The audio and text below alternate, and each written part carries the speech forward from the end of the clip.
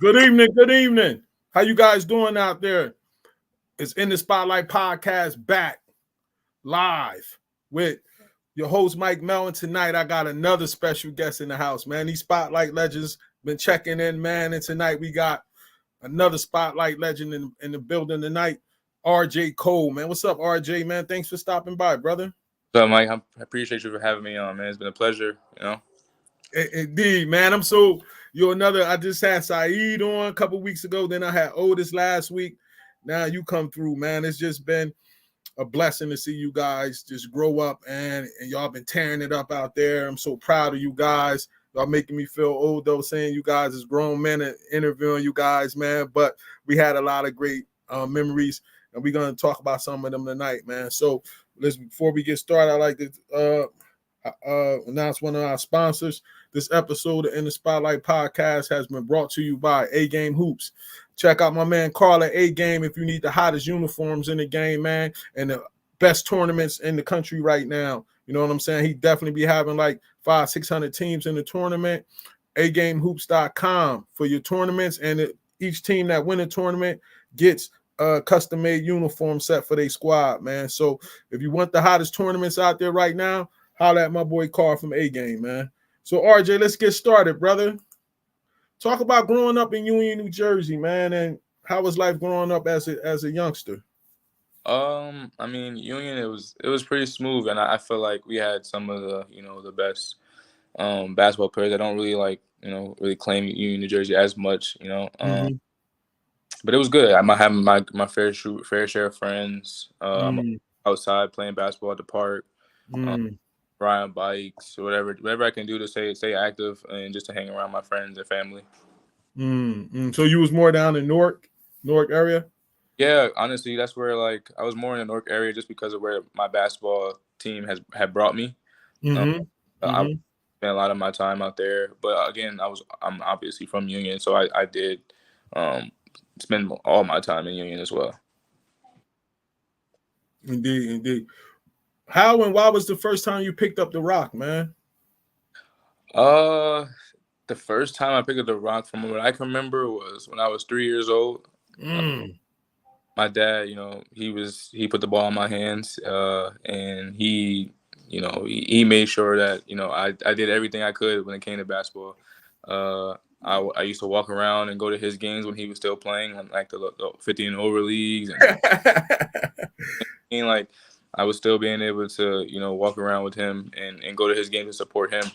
And doing his thing, I was on the side of the court doing my own thing. So I've always been around the game since I was a young kid, and it's brought me to where I'm at today. Shout out to my man Rob Cole, man. That's always my guy. RJ. Sure, that was a patented one for sure. When did you know that you might have something special in basketball, man? Man, it's funny because my dad tells me this story all the time. He talks about how when I played, I didn't start playing out with him at first. I was out there trying to find my niche on my own. And then it was this one particular day, I guess they weren't passing me the ball, and mind you, I'm only 3 years old. And I told him yo, I'm not getting the ball. I don't want to play. And I think going from there, to have that, that sense of awareness at 3-4 years old, to be able to know that I'm not getting the ball, I don't want to do this anymore, that, I think from that right there lit the fire under me for sure. It lit the fire, man. And let's get into when I first met you, man. Playing with Faces, man. You know what I'm saying? Talk about the whole Faces concept with you and your dad, and what do the acronym stand for, and how did everything get started, man? So yeah, first, FACES stands for Future Athletes Connecting Education and Sports. I feel like just that acronym itself is you can see what we were all about just from those 5 words. It was a family oriented team. We all grew up together when we started out, and we kept building. We kept building on that program and that core group that we had of 5 or 6 people. It started out, I think, just because my dad, just wanted to have an outlet for me to be able to play. Mm-hmm. and have somewhere, where I can say that I can play. He can coach me as well. And also too, my dad's a basketball guy, so he wanted to, develop, my friends and other players that came through to play for us. And then, like, I mean, faces it. I think that's one of the best programs to ever, be Oh, around. 100%. 100%. I remember first It, seeing y'all at the state tournament up in Perth Amboy. yeah, And that's when I first met your dad and told him I was going to be doing some tournaments and stuff like that. And as usual, that when I saw y'all was matching up against Tyus and them. yeah, for sure. Team battle, man. And talk about some of them battles, especially when y'all was 10 and 11, man. Man, that's the crazy thing. Like, those battles were in those days were crazy. Like we had some of the best basketball players in New Jersey, obviously in the country, really Mm-hmm. Mm-hmm. going at it, as youngins, and being able to, have those same memories and be able to still today talk to, Tyus, and we can talk about those things today, because we remember all that, we Mm-hmm. every single time it was like we played against them every single tournament. Um, Mm-hmm. Mm-hmm. always good battles. Battle was a great program. They had some really good players, notable players that are still playing overseas now, still doing their pro thing. So those battles were great, man. I do remember every single one for sure. Indeed. Now let's take a look at when y'all got 12U ages, man. Y'all started really spreading y'all wings, doing y'all thing, man. RJ looking a little older, man. Y'all Yeah, won the grand finale. Talk about some of the people on that squad, man. That's when y'all had Saeed. Y'all yeah. had a couple other players on there, man. That's the crazy thing. Like when I say like our core group, like it was always me, Raymond Montelis, Shaquan Gibbs, Brandon Anderson, Azor Taylor, Javon, Mm-hmm. all those guys. Like that was our core group. Like Ruben, Mm-hmm. like we had all those people. And I think like once we got Saeed, like we were always a good team. We were always trying to figure it out. We were small, undersized. Like, we used to get after it. But it's just like every year we had our core group, and then we'll add one or two pieces Mm-hmm. and like Mm-hmm. us over that hump. And Mm-hmm. Saeed was like a huge part of what we did that 12U year, because like he was one of the best guards out there. Like he was fast. He gets the basket. He could guard. He could score it. Like anything we needed. Like I think he just put us over that hump that year for sure. Do you remember? I think it was either y'all 12U or 11U year. That battle y'all had with CBC down in Atlantic City.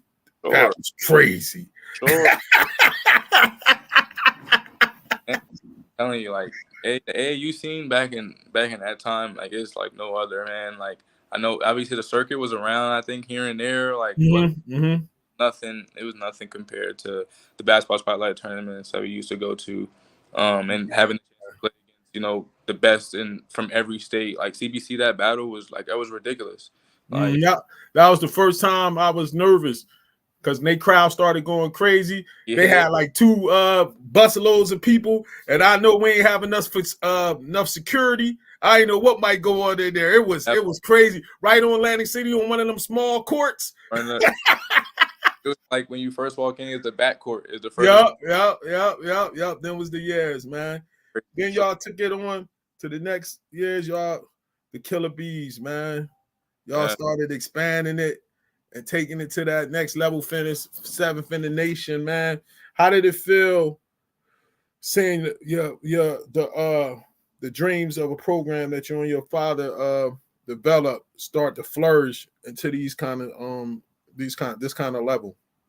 man, it was great. It was like for me especially. Like obviously, I was here since the beginning. I was the Mm-hmm. AU team since I was like 4 or 5 years old. So like Mm-hmm. starting it out, obviously we had our really like tough years, and I think Mm-hmm. going in that 13U year, it was just like a testament of all of our hard work, developed, got better every single year, and then like that goes back to what I said about that piece. Like we were missing pieces in that Mm-hmm. year. We had got Jig and Mosley and Mm-hmm. Idris Joyner. Like we were always a small team. Like we got a big guard now, and we got a little bit more height with Idris. We also had Christian Ford. Like we had we I remember Christian came over there. exactly like that. Y'all definitely started spending. When did y'all get the two boys from Philly? Then Uh, y'all got them sixth grade or seventh grade? you talking about Mike and Samir? Yeah. I want to say because obviously they're older than me, so like that might have been like sixth, seventh grade because they were on the older team. Okay, yeah, you're right. You're right. They was with Trey Lowe and them at first. That might have been Yeah, like yeah, you're right. You're right. You're right. Yeah, man. Them was the years, man. I remember just like these dudes just don't stop. yeah. They're all over the place, man. They and that sixth grade year, I forgot to mention that we was talking about the sixth grade year. That year, I always tell people when I went to y'all nationals in Florida, I mean in Hampton, Virginia, the nationals in Hampton, Virginia. That was probably the most talented nationals I ever been to in my life. With all of the players that was there at that time, you had Jason Tatum, you had y'all players, you had Tyus, you had Harry Giles, you had the Cowan and what's the name from DC Assault. It was like Derek Thornton. It was I never left the gym. That was like the only one where I never left the gym, man. I think that my first year seeing Seventh Woods. Like he was yeah, Seven Woods. It like, was loaded down there, bro. I still remember, and I'm trying to get him on in a couple weeks. What Raheem Felder did to DC Assault. That game. and not a lot of people remember Rakim like that. You know what I mean? The like, bully? The bully was a problem, bro. You seen like right then and there, like it was. I don't think it's compared to anything else. Like you can't really compare it, man. Like it was way different. Like in that era. Yeah. I think back then most of you guys were playing for these kind of teams. So it was more like playing for your area, playing for your father, playing for those kind of teams like Faces and Battle and King Street and all that kind of stuff. Then once more the sneaker stuff got involved, it kind of changed a little bit. Sure, for you know sure. what I'm saying? It's not as personal as these kind of games was. These kind of games was personal. You know what I mean? So it took it to another level, man. Then you went up and then you ended up playing with the players, man. And you went over to the I used to call them the Yankees because they used to stack up a lot of talent, man. And how was it when you finally wasn't playing for your dad no more and you was playing with a whole new group of guys, and like take us through that experience? Man, that was a different time for me. You know, I'm obviously 1 year younger than all my teammates. So like once they went to high school, I had to figure it out, like to see who I played with, went on to play with. I think I played with like 3 different teams that year. I was playing with the players, I played with Scan, I played with Boys Club. Like I was just trying to figure it out. And then eventually I ended up playing with the players. Different, you know, like players was a very, very talented group. And I'm so used to playing with a certain group of people and like we play a certain way that like once I got to the players, like I feel like I had to come out my shell a little bit more. And my own man, you know, rather than being, you know, just all right, I know we're gonna be good. Like, all right, I know I'm gonna get the ball because obviously, like, it was my team. You know what I mean? Like, you know, so I had to assert myself in a different way, and I think it helped me, and you know, it helped me grow as a player. We had a very talented team that year too. My first year with the players, I think it was like me, Leandre Washington, Jameer Harris. Yeah, that's when the Terminator came over there. Yeah. That was we had a stacked team, and we just had to figure out we were all guards basically. You know, we had to figure it out. You know how to play with one another. But I think that was a great experience for me just playing with them, and I've obviously played with them for the rest of my 8th grade and my high school career. Look at Evan Winchester, man. Remember they son? Who they play for? Don't tell me. They played for out of Baltimore. Sam Cassell. Sam Cassell, yup. His son was nice. I gotta get his son over here. His son was nice. His son was nice, man. His son was nice. It was the year Sam Cassell and them used to come up. Yeah. Oh man, this joint taking me back now, man. I played with Justin Gorham this year in pro. My second year pro. He was on my team. That's wow. Basketball works nowadays, man.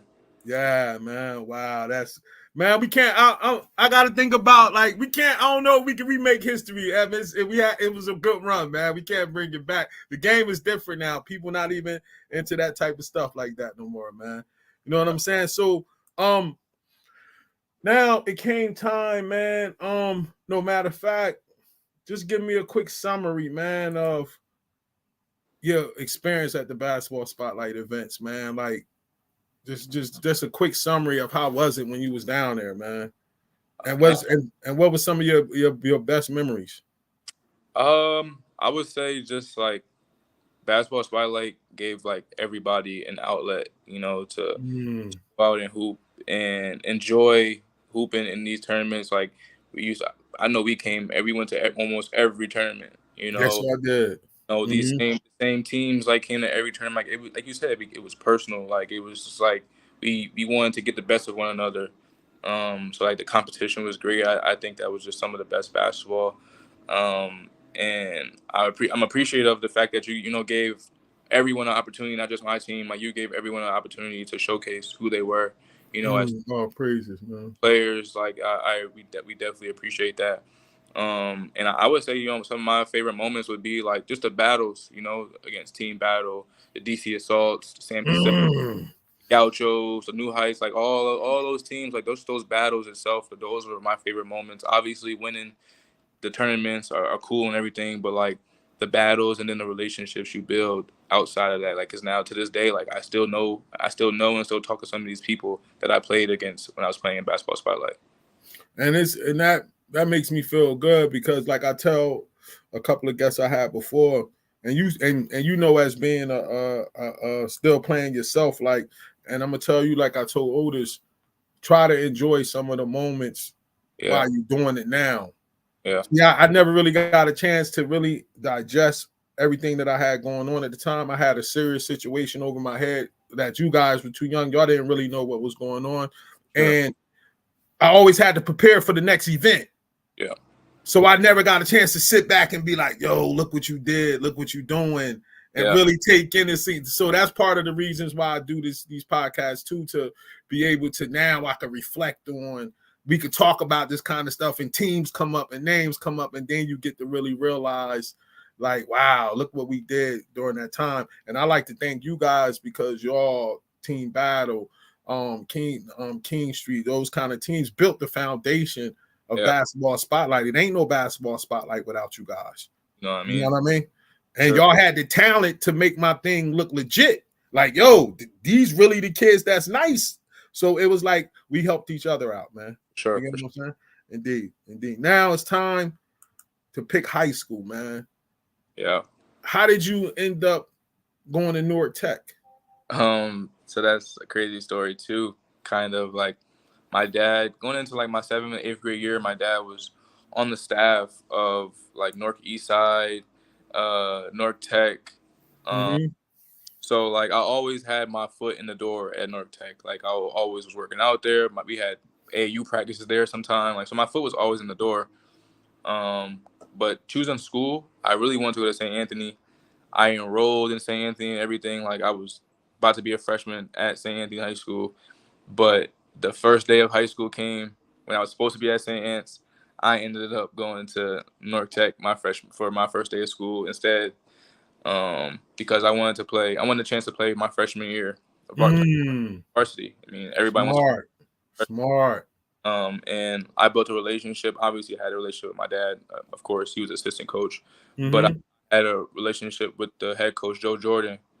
I Um, remember him from St. Pat's, man. yeah, I mean, so I That's already, my guy, man. I remember him from St. Pat's. yep, and he wanted me to go there, and I feel like me being there a lot. Everyone thought I was going to North Tech anyway.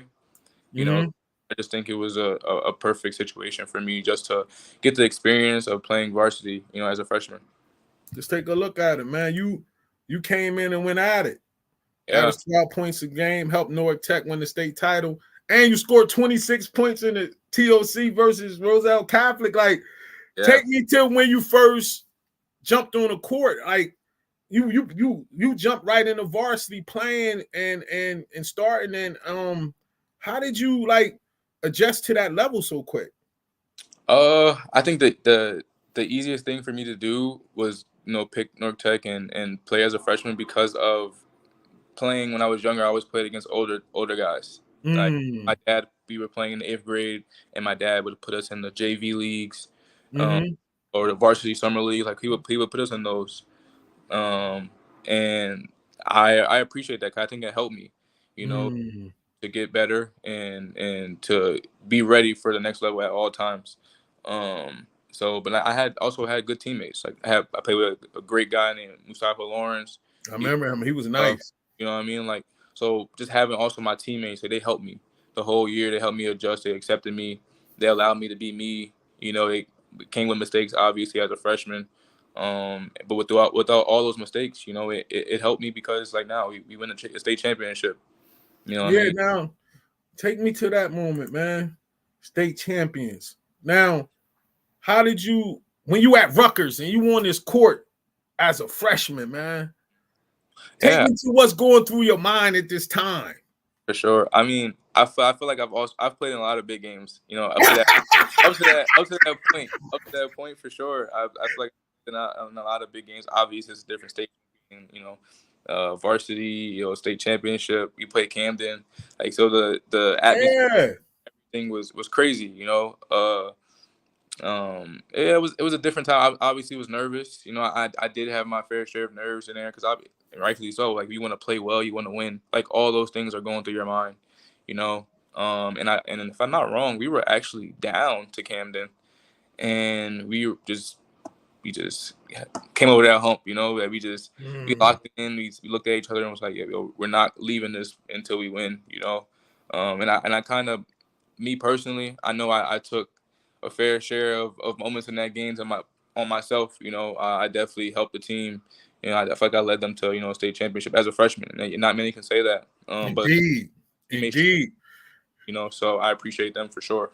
Did you feel like your experience with faces and playing in like spotlight tournaments and them high level things helped you when you got to that kind of moment? Yeah, I mean, like when you put yourself in a position, to play at a high level and to play in the games that matter the most, I think with all of that, eventually you have times you lose, times where it's like it hurts.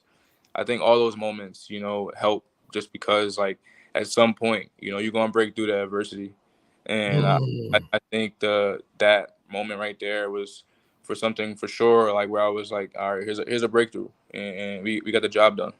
Indeed, indeed. Then after that season, you transferred to St. Anthony. Yeah. Now, was it tough to leave, or did you feel like, hey man, the job is done here? Now I could go over there. I got a year of experience. It's time for me to go. It was a tough decision to leave. Mm. Obviously, like not many people know, but like the decision wasn't really mine. Like it I was, know how them coals is. you know, as, and obviously I'm happy for the decision that he made for me because it worked out in the long run. But like obviously it was hard for me to leave. I just won a state championship. We had an opportunity to win back to back. It was funny because they won back to back the next year after I left.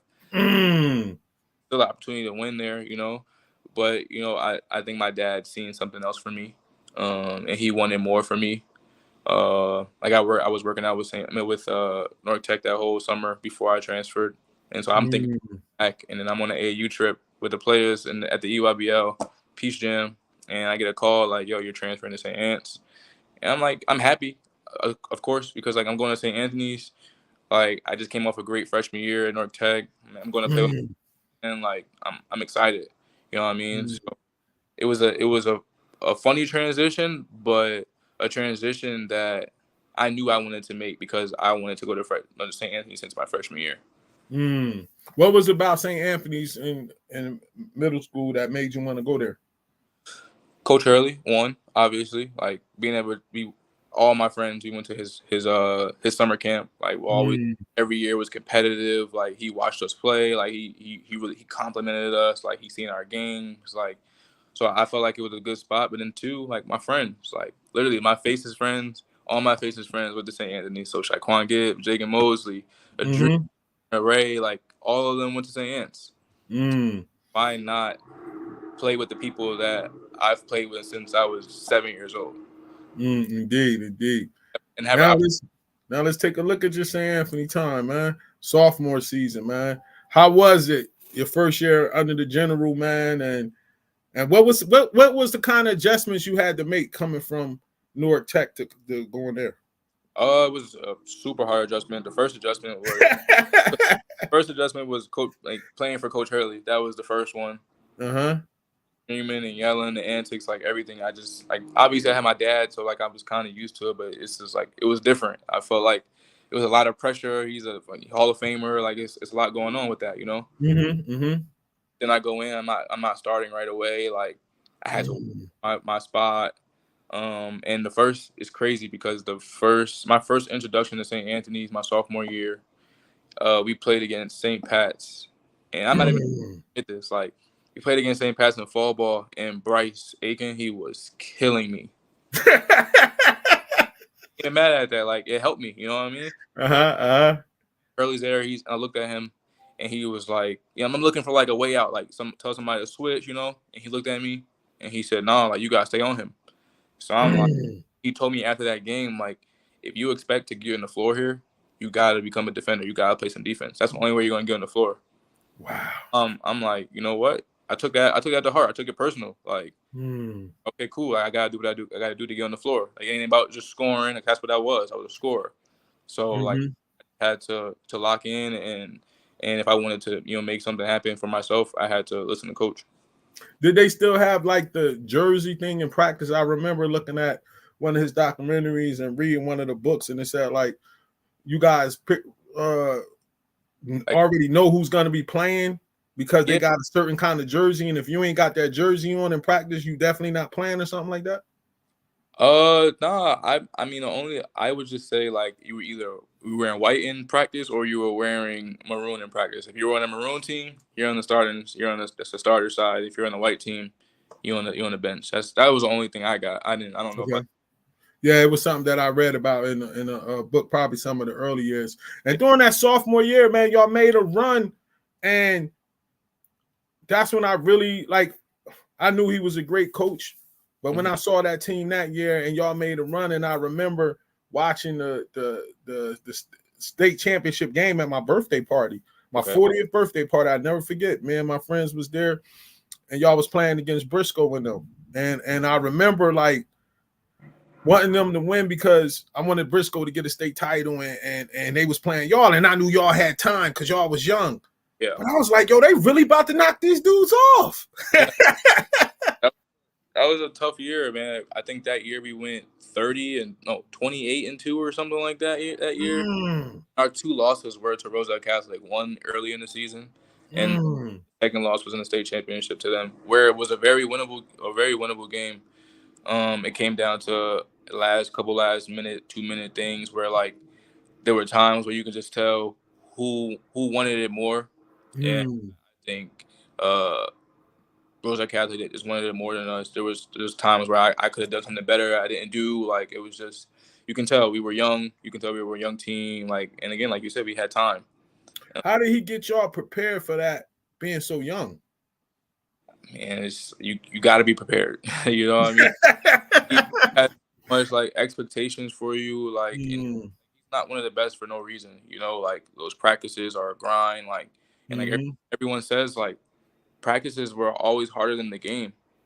So mm. we go through the crazy practices just so that like we take out all that anger on the teams. And like we knew again, like it's a state championship. It's Roselle Catholic, a very talented team. Like if we weren't going to be up for the challenge, we were going to get blown out. So we had to be ready.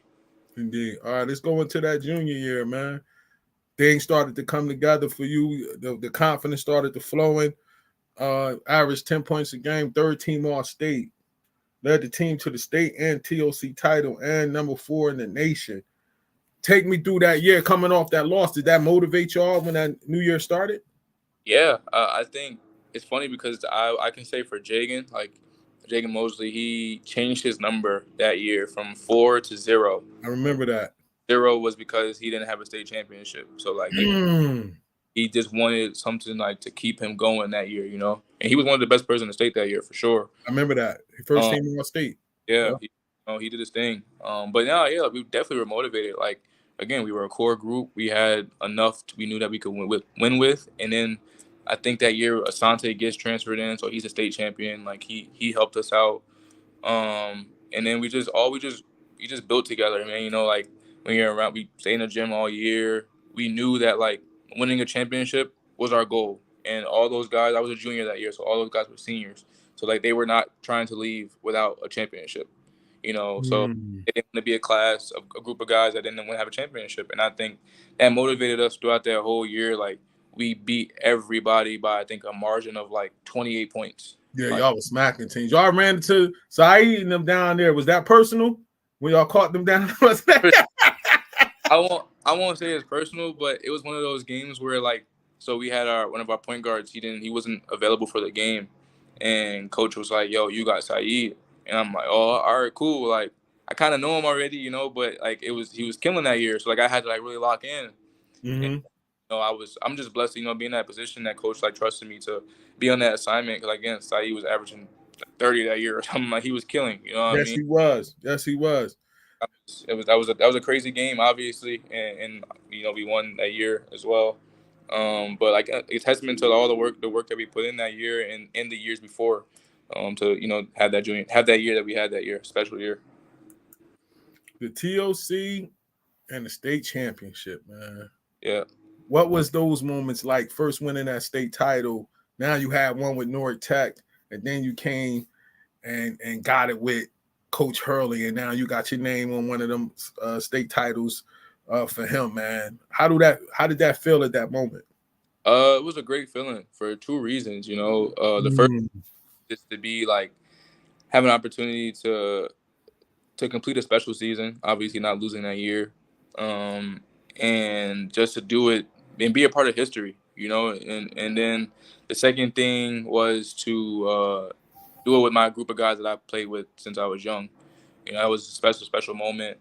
And I think that was just one of the best feelings ever, having a chance to do it at a prestigious high school and then do it with the people you grew up with. I think, there's no better feeling than that. What is that TOC? You had experienced that state title feeling, you know what I'm saying, with North Tech. But how did it differ from that TOC feeling? The TOC was different because of like once you win the TOC, like like you're the best team in New Jersey. You know that for sure. You win that, like you're the best team in New Jersey for sure. As a fact, like no one could take that away from you. So it was obviously a different feeling, different animal, really. Just there was a lot of. I think I asked too. There's a lot of pressure, to just be a part of history. Like I think we're like one of. I don't want to lie, and I think we're like one of like 8 teams that are like had a perfect season for Coach Hurley. Like so, it was a lot riding on that TOC win. So like being able to finish it off, it was a special moment. And again, like we're one of the teams that could say we're a part of history. Did y'all ever compare yourselves to any of those other undefeated squads? Yeah, we have. I think we had a couple comparisons. I want to say like I personally think we're like top 3 for sure. Wow, top 3? Top 3. Hold up. I'm not knocking like all the teams that we had and not, but like hold up. Y'all definitely not better than his son team, Bobby Hurley's Jr. Y'all not better than them. I'm not saying that. Listen, I'm not saying that at all. I'm just saying I think top 3 though. They had some good teams. So you got Hurley and them, the senior, Mike Rosario and them. Mike Rosario and them, they was good. They was undefeated. They was national champs. Yeah, did they win the national title? Yeah, they had a bunch of teams. Don't get me wrong. Anderson and them. I'm saying we're at least top 4, top 5 at least. Okay, all right. Top 3 tough though. RJ, top 3 is tough. They had some squads. But, top 3 is tough. But I'm saying as far as like our roster goes, like 5, we had our starting 5 or whatever, and then we came off the bench and we had like it was like we had a whole other team on the bench. Like we were missing that year. We also missed Caleb. We were missing Caleb Bishop because he got hurt for the year, and then we also were missing out on Samson George, who the NJSIA ruled him ineligible because nobody wanted him to be on our team, basically because that was just going to be not fair. I'm gonna have to when I bring Coach Gamble on, man, I'm gonna have this conversation. We're gonna have this conversation. I'm glad that you brought this up because I was thinking that, like, where do y'all feel y'all rank? And I'm gonna have him. That's gonna be one of the things. Ben, That's one of the things I'm gonna have you. You're gonna have to rank these top St. Anthony teams. No, I'm Indeed. for sure. I'm confident. I'm confident enough to. Oh, I love it. I love it. I love it. I love it. I love it. We I have- love it. I love it. Also, during that time, you know what I'm saying, your high school years, we still on the senior year. Oh, see, we got all excited about the championships like it was over. You get to that senior year, man, and I remember reading an article in the newspaper, and he was talking about that it was gonna be on your shoulders this year now. Mm-hmm. You know what I'm saying? It's like the only senior coming out, man. What's your mindset going into that season? And then you move to like the off guard spot a little bit. So what's your mindset going into that season? That year, obviously, like you said, he broke it down and he told me everything I had to do for us to be successful that year. I think for me, that was just a testament of just grinding it out. You know, like sophomore year, tough. Junior year, found my rhythm a little bit. Like we won a championship. And then senior year, he's just like all out, gave me the keys. And for me, like to pay him back that, you know, that opportunity to head the ship on the St. Anthony team, like I had to make sure that everything I did that year was like personal. Like I wanted to make sure like guys knew who I was. Like that year too, like my college thing, like offers and things were kind of iffy. Like I felt like I should have been a McDonald's All-American. Like I felt like I love it. I love it. I love it. I love it. I love the confidence. There was a lot going on that year that like I just wanted to make sure that like no matter what happens, like I left it all on the court. And again, like he gave me the key. So like what better way to pay him back than to have a year that I had. And how do it feel when like, because I seen guys when you got the keys to his joint, he set it up for you beautiful. You want to get them open looks. Like how did it feel knowing he had that confidence in you? It was great. You know, I slowly seen the confidence in me like my sophomore year, and it got better my junior. I started seeing it like time to even tell you like you can see it. Like he started to trust me more and more as the years went by, game by game. So like senior year, you could just tell like it was just like, yeah, I have RJ Cole on my team. Like we're gonna be good. You know what I mean? And I appreciate that because like that doesn't come by easily and it doesn't come by often, especially not for Hall of Fame coach. You know? Yeah. So let's check out some of your senior year, man. Check out some of the highlights from your senior year.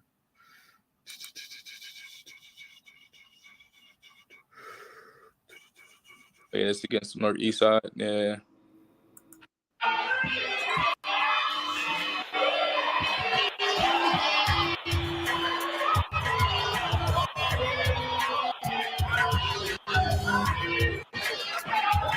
Patting RJ. Patting RJ, man.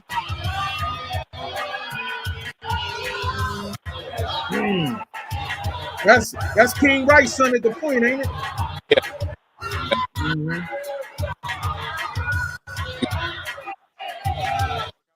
That was like, King Wright's son at the point, right? Yeah.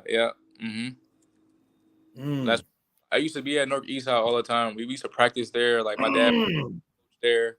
So like, so that was like a home court for you. Familiar, very, very familiar. I was familiar with the coaching staff for sure. Get up off me, Get up off me. That had you looking like your faces days scoring the rock, bro. Man, tell me about it. I loved every second of it too.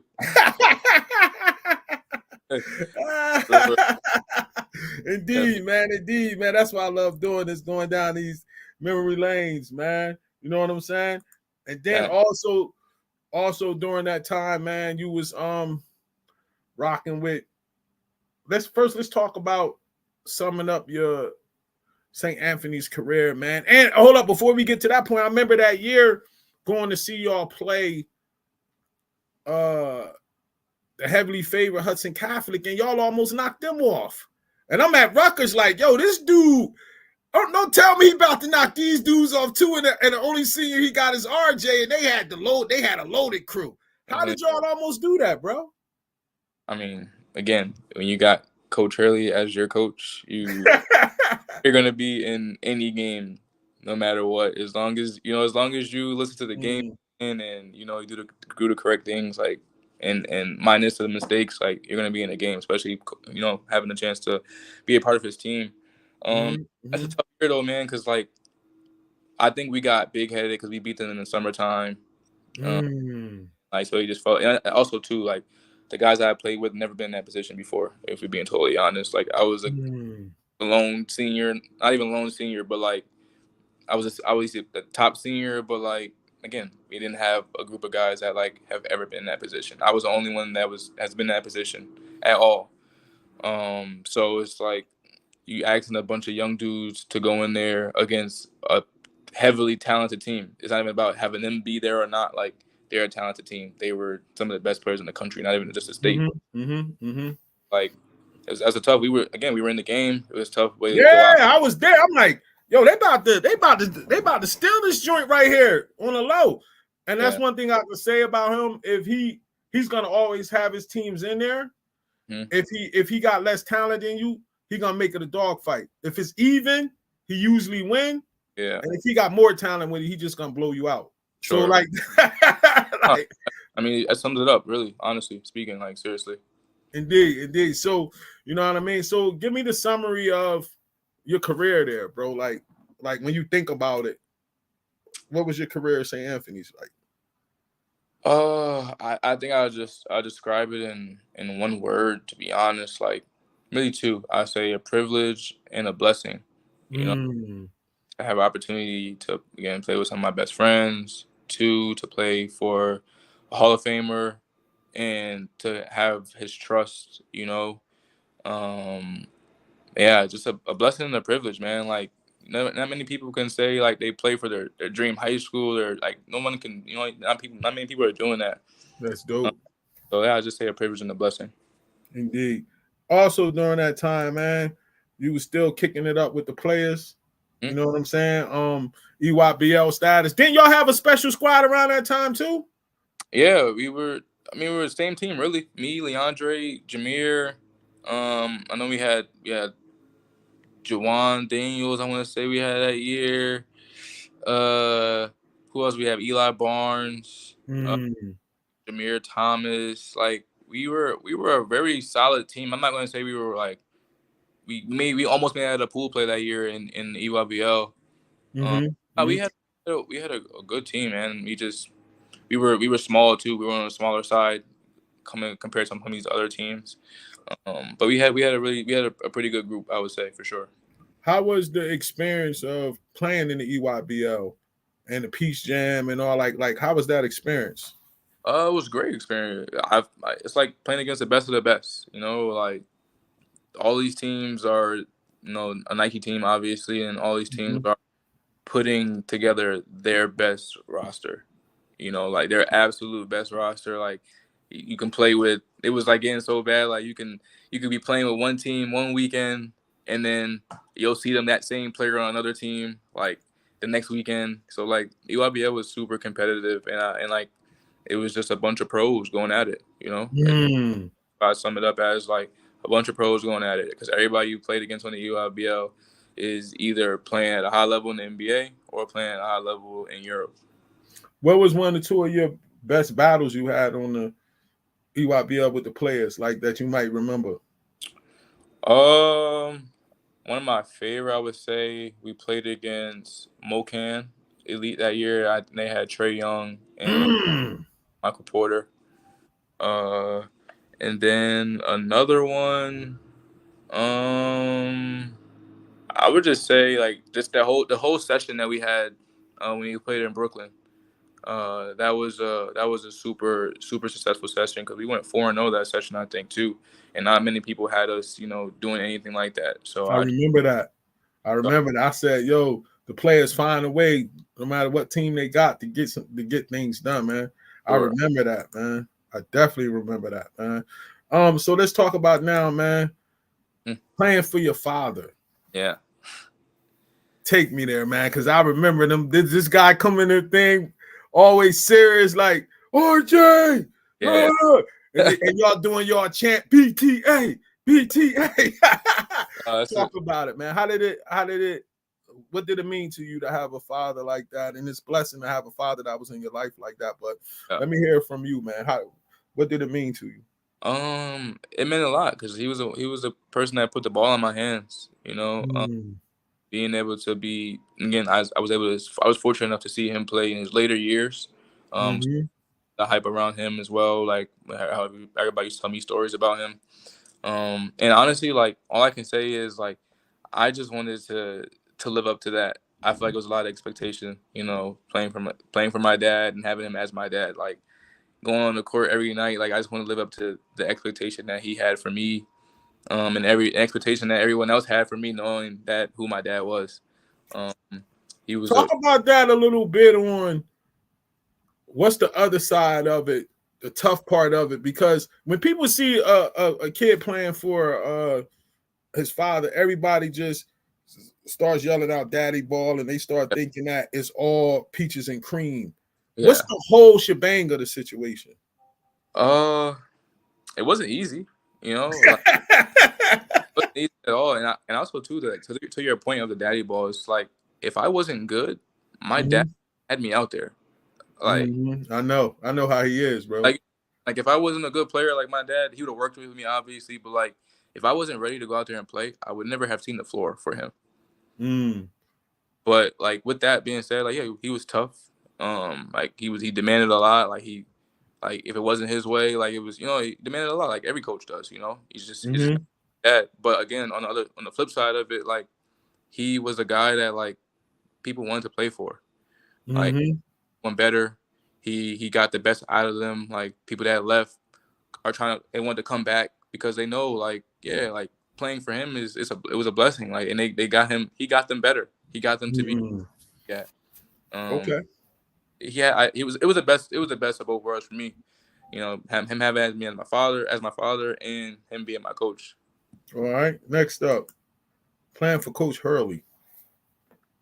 Um, Man, I kind of want to say like it was similar. Like a demanding guy. He like, obviously, but he had all of the championships and the he was a Hall of Famer. Like so, it was a lot of expectation for sure playing for him. But like again, like it was somebody you want to play for. He's gonna go to battle for you.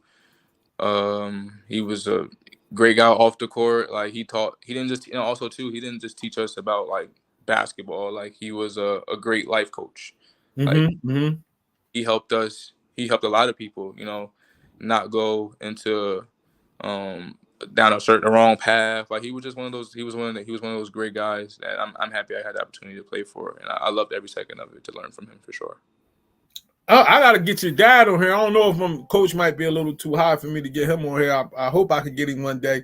But I'm gonna try to get your dad on here because I got to see if this all was planned when y'all was like young. Because the way he coached, y'all Yeah. was tailor made to go there. Yeah, no, 100%. No, my dad had a plan for sure. He'll tell you, Okay. Yeah, because I'm looking at the way he coached, man. and then all you guys end up going there. Y'all was tailor made to play for a coach like that. It was definitely, it was written for sure. It was definitely written. Okay. This portion of the In the Spotlight podcast is brought to you by the Fight Against Fentanyl Classic. October 20th, Basketball Spotlight will bring the second annual Fight Against Fentanyl Classic. We will have the top players in high school players in Mercer County playing against the top players in South Jersey. The proceeds of the event will be donated to the New Hope Behavioral Health Adolescent Unit. And last year we raised over $3,000 from this event. And with the help to give our kids extra resources and expose them to different things outside so they can learn how to live sober and don't become a victim of this vicious fentanyl cycle right now. The Fight Against Fentanyl Classic, we are going to start posting and we will have chances for you guys to donate if you want to donate to this event. And if you want to come out, stay tuned as we bring you more information from the Fight Against Fentanyl Classic. Selecting Howard University, man. Oh man, that's like a special one for me because they gave me an opportunity that a lot of teams didn't give me. Uh, Mm, they were my first offer coming out of high school, and mm, honest, like when I first got the offer, I'm like, what is Howard? Like I'm not going there. But like Coach Nickelberry, he gave me a chance. He showed me that he cared. He came to literally every single AAU tournament I had that year. And if he didn't make it, he sent his assistant. So he only missed one tournament. But like he just showed me that, you know, that he wanted me to, you know, to be there, and he told me the same thing like Coach Hurley, basically, like, I'm giving you the keys. Like I felt like it was my senior year all over again in high school. Like he said, I'm giving you the keys, and I don't think he knew I was gonna do what I did when I was there. Yeah, you went ham. I don't think you went ham. I don't think he do all that, but like he definitely gave me the keys to do something special. Was the parties lit when you went on your visit? For sure, it was. I had a great time on my visit for sure. Indeed, I used to party down DC when I was young, man. So I know how it is down there. It's a whole different type of vibe. I used to party down there, man. So that's dope. He gave you the keys, man. So let's look at your frosh year, man. MEAC, Rookie of the Year. ECAC, Rookie of the Year. Averaged 24 points, 6 assists, 4 rebounds, 2 steals. Scored 30 points. He came out. I know we're going through a storm right now. So hopefully he'll get back on soon. You there? My apologies. Yeah, I know there's a storm going on right now. Somebody probably tried to call you. Somebody probably trying to call him on his phone. Yeah. Fault. Yeah. Scored 30 points 5 times, including 42 points versus NC Wilmington. Yeah. Take me through that freshman year, bro. Did you was it too easy? No, I'm not even gonna say it was too easy. I just felt like I had something to prove. Talk about it. We getting there now. You got something to prove. Like you're gonna do whatever. You know, you're gonna put the nation on notice. And I feel like I did that year because I felt like in a lot of ways, like simply put, I shouldn't have been at Howard. Like I don't think I should have been there. I'm happy I went there. Don't get me wrong, but I don't think I should have been there. I think I was one of the best players in the country that year. One of the best players in the state, if not the best. Like. I don't think I should have been in that position. I just wanted people to understand like what they missed out on. After that freshman year, did you receive any interest? I know you stayed the sophomore year. We're gonna get into that, but did you receive any interest to transfer out of there? No, I didn't even like look into it after my freshman year. Okay. So let's get into that sophomore year, man. MEAC Player of the Year. First team all ECAC. I know you was MEAC first team because he was player of the year. Average 22 points, 6 assists, 4 rebounds, 36 points on 7 trades and 7 assists versus Norfolk State. You just went in there on another level that sophomore year? Yeah, I had 2 goals that year. One, so my freshman year I did all that, everything I did, but we were a losing team. Like, and I've never been a part of losing teams like that. So like I feel like that freshman year was just like just make a statement, you know. Then my sophomore year, like I wanted to do have that same impact, but I wanted to win. Had a much better year that sophomore year, and then 2, you know, they always call, you know, the sophomore slump. And I didn't want to become a victim of that. So I just wanted to show people that it wasn't a fluke. Talking about it. So let's take a look at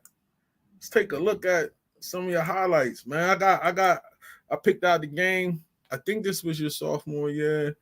It was against Georgetown. Yep, that's my sophomore year. Yeah. Mike Mel, I'm old, but I'm doing good. And thereby, here come the Bison. And Cole kicks it up and counts. Well, this young man, you're going to hear his name a lot. Mid-range jump shot can serve you well. On the pull-up. The same shot, man. Man, letting it rip his heart. J. Cole. 10-4 Howard. Is Caleb Johnson. Got in cleanly, couldn't finish it off. Cole streaking to the basket, goes right hand and scores. Well, he loves the game. And, he's the kind of guy who, even when he stopped playing, as you watch Cole with the pull-up. Cole has the last 10 points for Howard. Their leading scorer. Cousins. That's good. Howard gets back with 9 on the shot clock. Cole, pull up just below the foul line. He's got a nice touch. Oklahoma with the rebound. Stealing it. He does. Get an idea of who you can play, who you can trust as we get ready for Big East play. The right hand, the lefty. R.J. Cole, the scouting report is force him right because he's a strong, dominant lefty guard, but Man, that sophomore year was, yeah, for sure. Now you on there going against Georgetown and them, and you putting up these kind of numbers. That's when you just was like, man, this is like, it's time for me to get out of here. Or like, how did you even come up with the decisions to transfer? If we are being honest, like I did want to transfer after my freshman year, but I didn't feel like I didn't feel comfortable enough to transfer because we weren't a winning team. Like I don't want to be like something like that. So I wanted to at least, get us to a different level that sophomore year. The decision to transfer too also came down to my coach getting fired. He got fired, and he was the guy who brought me in. So like I wouldn't have been there if it wasn't for him. So for me personally, it was like, well, why should I stay? If 2 years where I was playing really well, like, and I can have an opportunity to, play at a higher level and have a chance to either do the same things potentially or just have a higher impact on my team. How did you pick UConn and who else was trying to get you? So that year transferring, I was really transferring because I wanted to go to Seton Hall. So coming out when I went into the transfer portal, the first school that contacted me was Alabama, and that was the year they had got Nate Oates as their coach for his first year. So I would have been part of his first recruiting class. I almost committed on my visit. Like that was one of those, like, I loved how they would have used me. Like they shoot a lot of threes. Like they allowed their players to play freely. Like everything just was set up for me. Like for my game, I felt like, and I was going to commit. And then I was like, you know what? Let me just go on my UConn visit. Mind you, UConn is also my dream school since I was 10 years old. The Most High was blessing you, man. Yeah. So I went on my visit, and it was just like, as soon as I got to my visit, like I got on campus, stepped foot, and I was just like, yeah, this is where I'm supposed to be. Like I felt it. Like I had this, like, something overcame me, and I was just like, this is where I'm supposed to be. Like I didn't even allow myself to go on my visit to Seton Hall. Or my visit to Arkansas. Like I didn't allow any of that because like I just felt like UConn was where I was supposed to be. Did plan for Hurley's son, did that come into effect? And was that something that your dad talked to you about, that he was there and it'd be a good fit for you to go there? To be honest, like if we're being honest, like my dad wanted me to go to Alabama. He's seen the same things I seen. Like he felt like it was a perfect fit for me. But again, he knew on the flip side that where I was really going to pick. But I would say a huge part of me going, obviously the number one reason, my dream school, like number one reason for sure. But like 1B and 1C reason would be like playing for Coach Danny Hurley. Obviously I played for his dad, so like there was some type of relationship already there without me having a relationship with him, So I felt like I would have, I could trust him in a way. On the other side of it too was Coach Kamani Young. He was at UConn. My guy, man. And as you know, he was with New Heights. And we had so like I felt like I was going into a great situation with two people I could trust. That's such confidence in yourself to look at a school like Alabama and see they're gonna play me into all my strengths.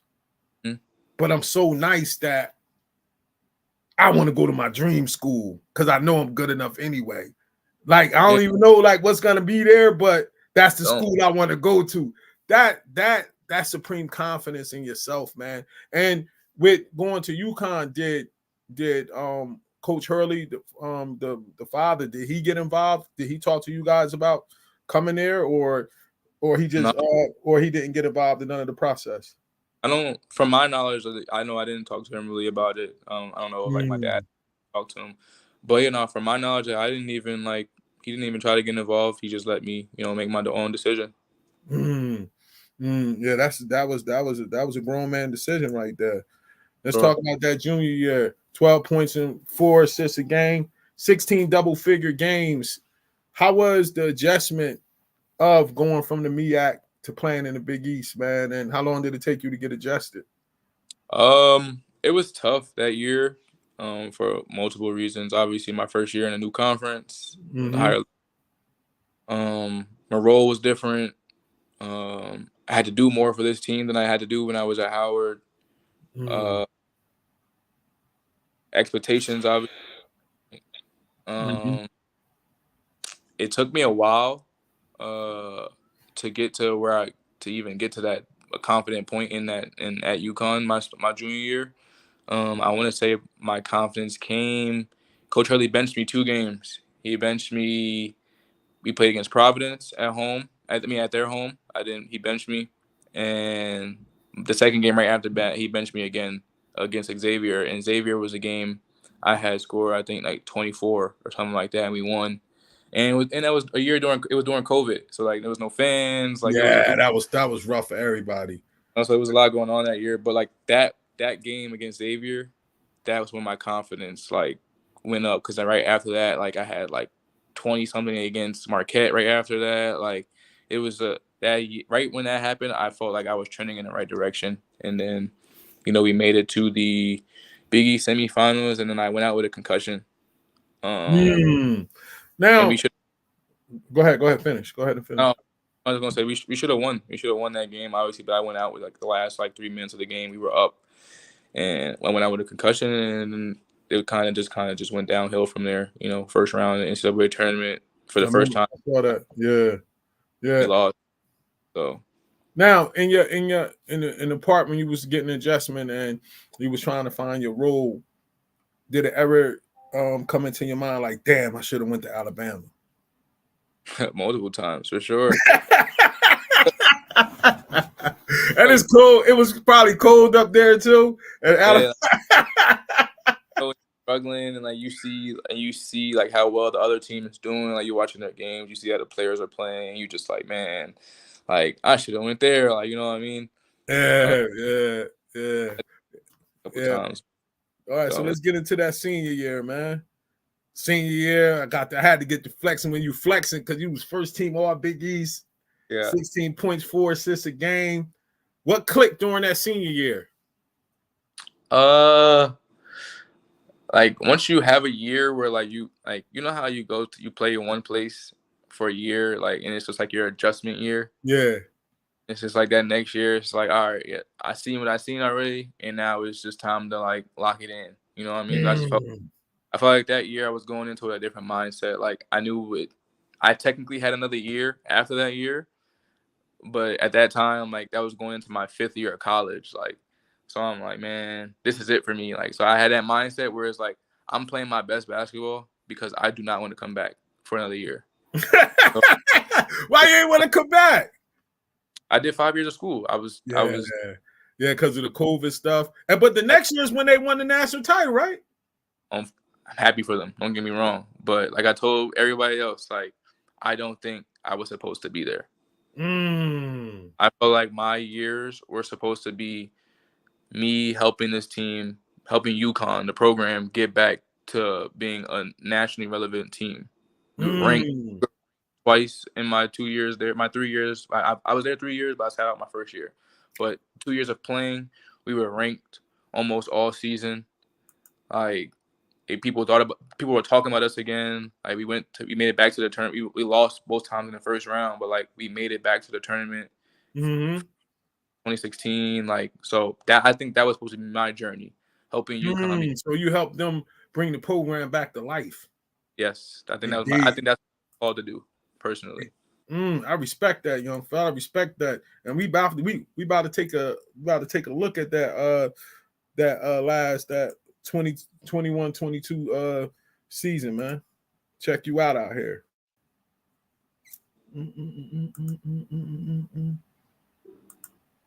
Lane with the left hand. Great step line. Look at him like a greyhound in the front court. Get this team back into it and cut this lead under 10. There's Cole, and there's part of it. Slater with 10.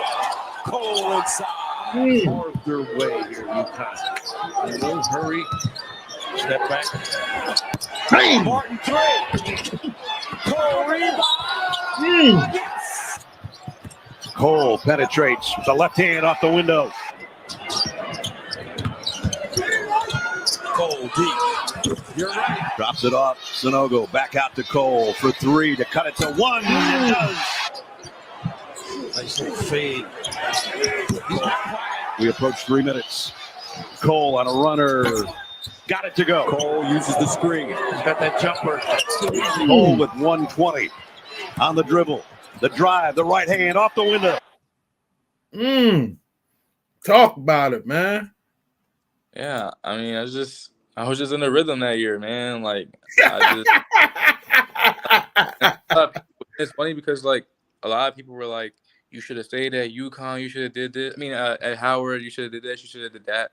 But no one knows that like I had to do so much for this team that like my role looked completely different than what it was at Howard. Like at Howard, I was the scorer, I was the man, I was like doing everything scoring. I was what I was doing. UConn, I had to score. I had to play defense. I had to play the best guard or whatever on the team. I was defending. I had to get everybody in position to be successful. I had to be a leader. Like I had to do so much for this team that like everyone is totally eliminated. I'm not even thinking about that. Like if my role was to just score at UConn, I feel like I could have did the same. I could have averaged 20 maybe. That wasn't my role, and I had to do so much more. And I feel like I over exceeded my role. Like I averaged 16 a game, first team All Big East. Like I can't ask for anything more than that. That's what I was about to say. Like, not for nothing. No disrespect to Howard and the MEAC because you killed there, but I don't think that tournament is like killing in the Big East tournament, man. Not even close. I mean, if we being real, not even close. But that's what I'm trying to say. That's what I'm trying to say. You was like, I'm looking at them highlights, and I remember watching you play. Like, it used to be my joy, bro, to sit down and back then I was still drinking and stuff. Like I'm 5 years sober from alcohol. From all that time that I was down there with you guys, I was going through a situation where my wife got murdered and everything. Like y'all was just playing and I was doing basketball spotlight. You guys had no idea during that whole time I had a case like that over my head. You know what I mean? So now when y'all get into college, I'm sitting back chilling, just watching y'all, like to see you playing against Saeed, and then you playing against somebody else at the Big East, somebody else that's from the spotlight. Just watching that. I love that, bro.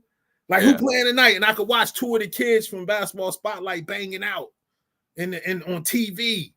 You know what I'm saying? On the highest level. And y'all look the same, y'all looked when y'all was playing. Got facial. You get what I'm saying? That was dope for me, man. That was dope. But for playing on that level, people can't compare those two. It's like they say, man, it's levels to this, man. Yeah. It's levels to this, man. So let's check it out, man. Your UConn career and playing for Coach Danny Hurley, man. Talk to me about it. Man, like I feel like I get like goosebumps even talking about it. Like it was such a surreal moment to have the opportunity to play for my dream school. To play for now like one of the best college coaches out there. He's won 2 back-to-back championships. Like he's doing it at a level that like it speaks for itself. I feel like there's a reason why people go and want to play for Coach Hurley. He brings the best out of us. He's a player's coach. And like I said, I'm just happy they gave me the opportunity to be a part of something special, you know, like the UConn brand, having the opportunity to help UConn become relevant again. It was a special moment in my career for sure. When you compare playing for the father and playing for him, what are the similarities and what are the differences? The difference, I feel like the difference between the two, obviously the age. I think I got the version, like he'll tell you, Coach Danny Hurley will tell you too, like I got the version of Coach Hurley Sr. that was like going out the door, he was older, so like the antics weren't there as much. But he was obviously still a great coach, and I got the version of Danny that I feel like everyone got Bob Hurley Sr. when he was younger. Like it was just kind of a role reversal, in my but like again, like there was two great coaches, man, like winners, great guys. And two people that when I was playing, I was always giving my best for. I was laying it all on the line for them too, for sure. How do you feel like he's able to get you guys to buy into such a team concept when so many kids are stuck on being individuals and having their own social medias and their own images, their own brand? That helps keeps kids buying in like that. He was big on, like, he hated individuality. Like, he did not like it at all, and he'll tell you to your face, like, I don't like he didn't like the whole social media thing. Like, he didn't like it. And I think, like, if you want to be a part of something special, that's who you're gonna go play for. Like, he gave us be a part of something special. And two, like, if you want to win, you get behind him. Like, you want to win, like, he's gonna take you somewhere. Like, he's gonna get you to where you want to go.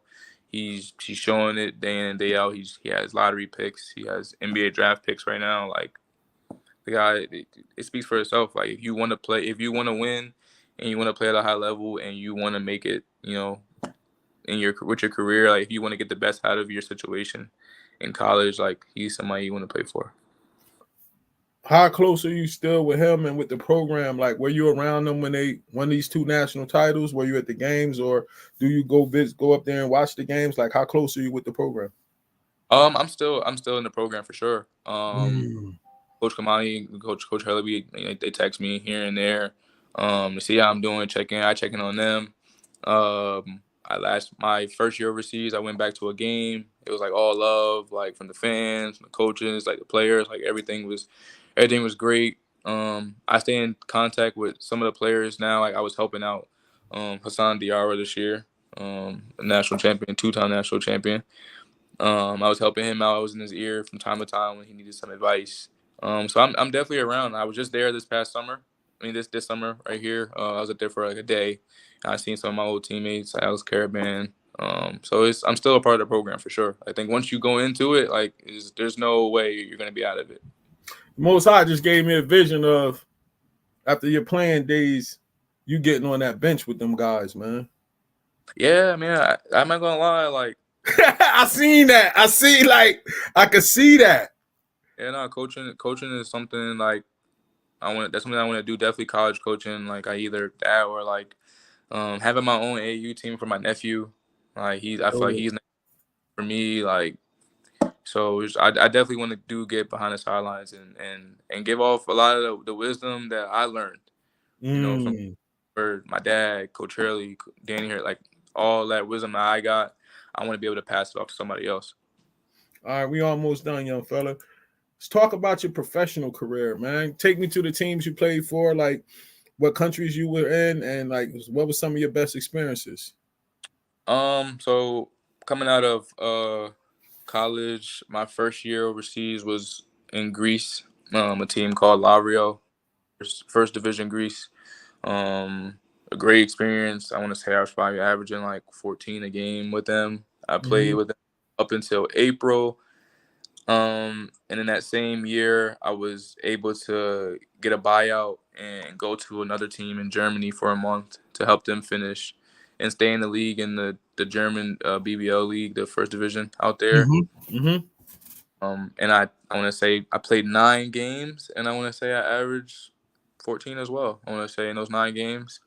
And so with that first year playing for 2 teams, I was blessed and fortunate enough that my play, as well as my agents, put me in position to go play for Rytas Vilnius in Lithuania for my second.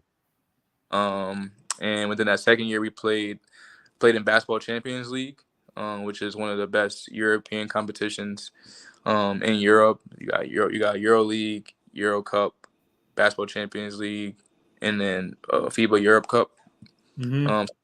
one of the best. And I had a pretty up and down season. In my second year, I got hurt twice. I tore my right hamstring, so I was out for like a month, and I strained my left one like a month and a half later. So I had some ups and downs. I was going through a lot mentally, but it ended up all coming together in the end because I ended up bouncing back, and we ended up winning the Lithuanian league. We beat what they call the best team in Lithuania, which was a EuroLeague team. We beat them 3-1 in the championship this past season, and I'm fortunate enough to renew my contract with them and be going back to them for my third year. Congratulations on that. Coming out of UConn and being first team All Big East, most players have NBA aspirations. When that didn't come to fruition, how did you handle that? Did you expect that, and how did you handle it when it didn't come to fruition? I definitely didn't expect that. Having I had maybe I feel like if we went a little bit further in the tournament, things may have happened for me. But not having that opportunity to play for the Lakers in summer league, and that was probably like the lowest of lows I could be. Like not playing, never been like I've never seen that before ever. Like not touching the floor, like never. I know you like you went in the fire everywhere you went. That was tough. So I want to say, not being in that position before, I kind of did handle it in a way that I probably shouldn't have. But I mean, everything's a learning experience, I'm happy that it happened because it humbled me in a way. But also too, going into that summer, like I took it out on like playing in the summer leagues and everything, like my pro-ams in New Jersey. Everything I did that summer was personal for me. Like everybody I played against, like it didn't even matter. And then I was one of those guys that like didn't want to go overseas. But like also too, like when my agent was laying out to me about the G League, and I'm just like, this doesn't sound like something I want to do. Just sitting in the G League all year, potentially not ever gonna see it. Like I'd rather just go. It's tough, man. It seemed like when players be sitting there, man, they be putting in mad work, scoring like 50 and 48 and 40 and 47 and 39, and then they still don't never get called up. And I said to one of my friends, I would probably go crazy in the locker room one night, like, yo, bro, what else do I gotta do? Like, it's like, that's crazy, man. The problem with that is just like, that's not what the teams want. You know what I'm saying? They don't want that. So it's just like you scoring all of that, then you go try to do it. There's other players at the NBA level already that's doing that. So like you not going to be scoring 40 and 50. That's not going to be your role.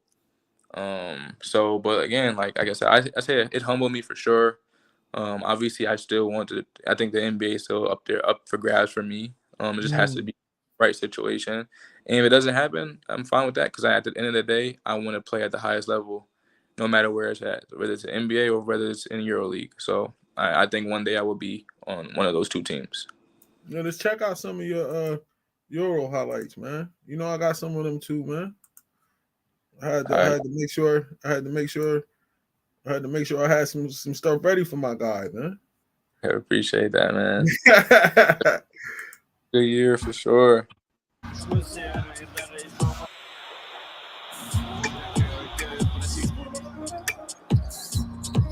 We can't feel which team gets a high percentage looks is going to win this game.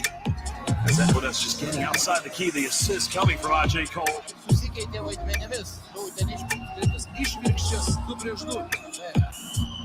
Good pass.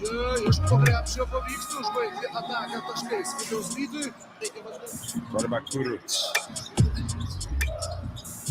Cole Got it up from Dang. Wow. Now the reach. Ball knocked away. Here's RJ Cole again. Look at Cole. He is in the flow. What a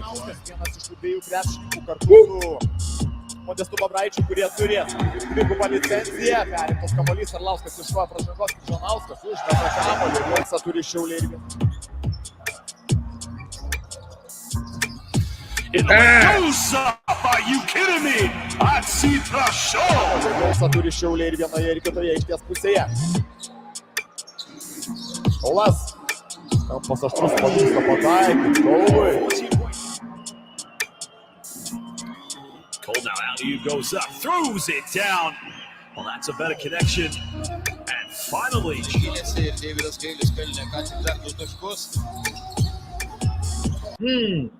That was some mean footwork right there, bro. That last one.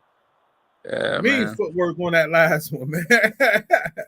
Yeah, so when you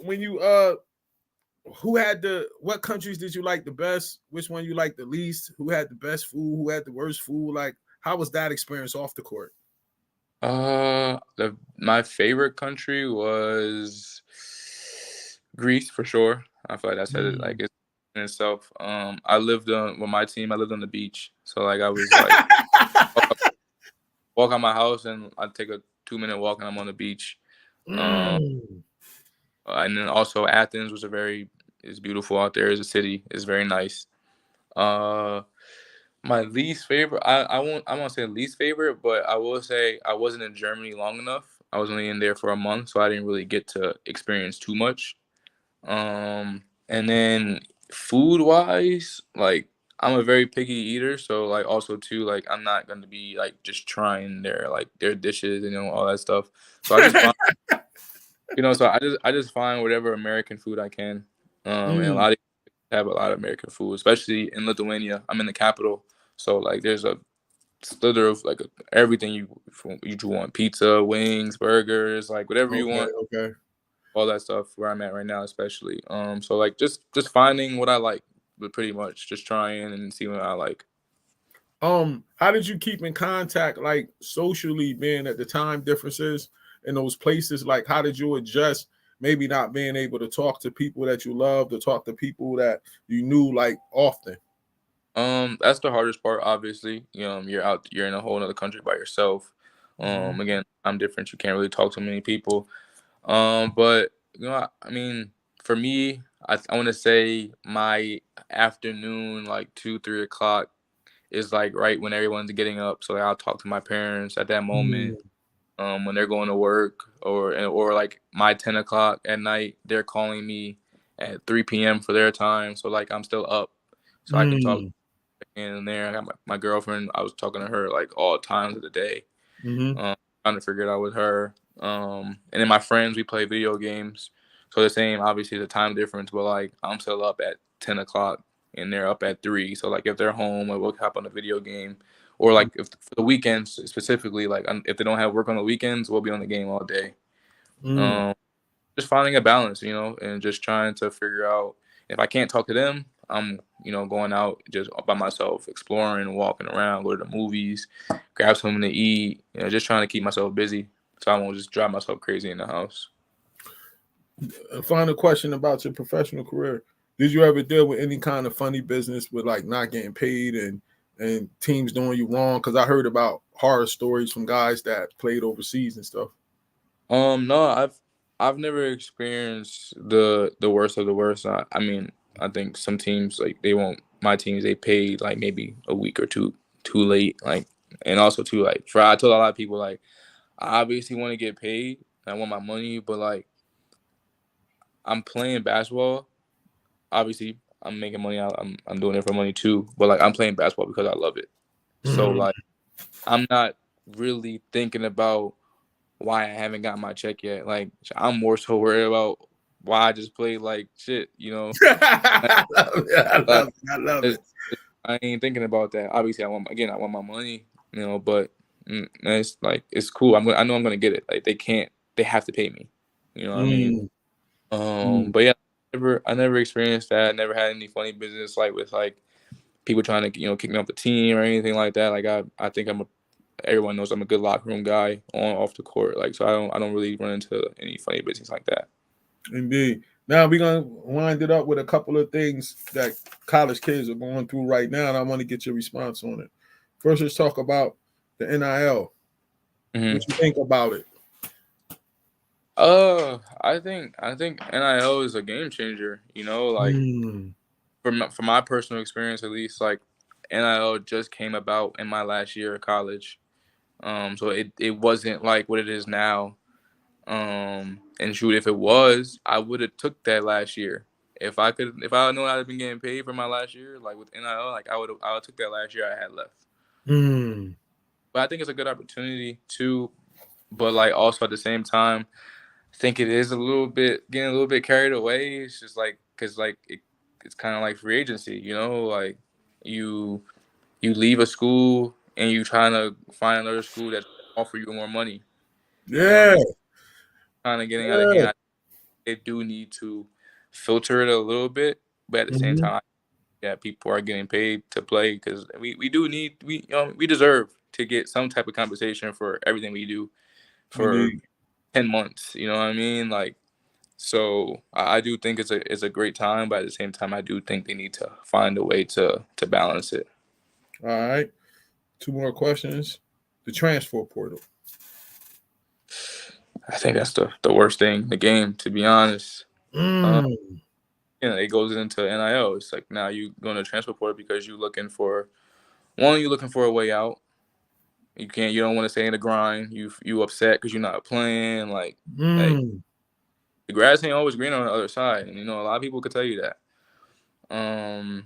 And 2, again, like the NIL thing, like you looking for just go somewhere to get some money. And then 2, also another thing I think is tough for high school kids. I know. You know what I mean? Because now these guys because they're not really getting recruited. Like, you know what I mean? They're starting to go into that win now mode, and they feel like they can win more with an older player that's coming from somewhere else rather than they can with a freshman that's coming in. What's the percentage? What's the percentage do you think that players are wanting to transfer on their own to coaches telling them they need to go in the portal? Ooh. I want to say that's like 50-50. I want to say that's like 50-50 because a lot of players obviously want to leave because they feel like they're not playing, they're getting done wrong, like they don't like their situation. And on the flip side of it, some of these, they just their stay has expired like they don't fit what the coaches want. And again, like coaches want to win now, and they don't want headaches on their team. So they feel like if they feel like you don't fit what they want in their program, they're gonna get rid of you. Man, that gotta be rough. And I feel sorry for the players that take that chance to go in there and then get stuck, and don't nobody take you out. Mm-hmm. You know what I mean? Yeah. I mean, if you don't have any film, it's hard to get out of there. Good point. Jeez. Not touching the floor is like, how are you really going to get out? They can go off, like, obviously if you're on a good team, they can go based off like coach's word or just the fact that you're on a winning team. So that means like you were a part of the culture. You know what I mean? So that means that's good. But other than that, like if you don't have no film, it's hard to get out of a situation. Next up, in the final one, give me New Jersey Mount Rushmore high school basketball players that you've seen. Yeah, the best 4. I included in this or no? You can put yourself in it, of course, brother. All right. Sure. That I seen it with my own 2 eyes, right? That your own 2 eyes. I'm gonna go me. Okay. Isaiah Briscoe. I played against Carl Towns, so Carl Towns.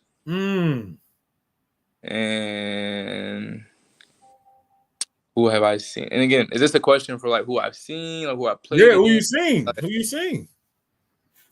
Dang, this is tough. For that 4th spot, I'm gonna give it to like Miles Mack. Interesting. How you pick him? Because I think he's just so tough. Like he didn't get. I like that pick. I feel like a lot of people won't even like think about putting him in there. Like, and I'm doing that just to show my man some respect. Like I love Miles. I do too. That was an interesting pick. I see that. He got the job done for Coach Hurley, and he got the job done when he was at Rutgers. Like he was a dog. He was tough. Who would you say would have been one of your toughest opponents you ever faced? In New Jersey or just in general? In general, period. I feel like a lot of people would say Briscoe, so I'm not gonna say Briscoe. I'm gonna go Trae Young. I remember I saw him give Quade Green at work in that championship game on the that Final Four game was the Final Four game? One of them games I saw him get him some work, bro. In the EYBL, he was tough. Playing against him in the circuit, obviously he has Michael Porter too in the same team, but not playing against them, that was some of the toughest hoop he had to play against for sure. Man. So RJ, man, I want to thank you for coming on, bro.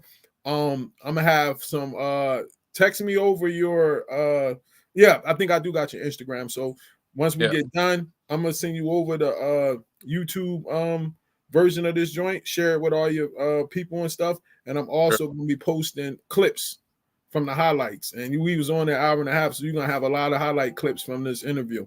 You know what I'm saying, man? Tell your mom and dad I said I still love them, man. And I hope to see them soon, man. And I'm still gonna be looking out for you, man. And once your career over, I can't wait to see you on that sideline, young brother. Appreciate you for having me, Mike. Nah, it's a pleasure, man. You are the one who paved the path, for a lot of us, hoopers, man. So appreciate you for, going back down memory lane with me for sure. All right, man. Take care, RJ, man. I'll talk to you soon. All right, see you. All right. Wow, man. The Most High bless us with another interview, man. This joint with RJ was good, man. And next week, I hope to have a couple of more spotlight people on. And this was a great one, man. And we got through the storm. I thought the power was going to go out like once or twice, but the Most High saw us through. On Thursday night, I got a special guest on the Sober Heads podcast. So stay tuned for that Thursday night. And this is Mike. Enjoy the rest of your night. Shalom.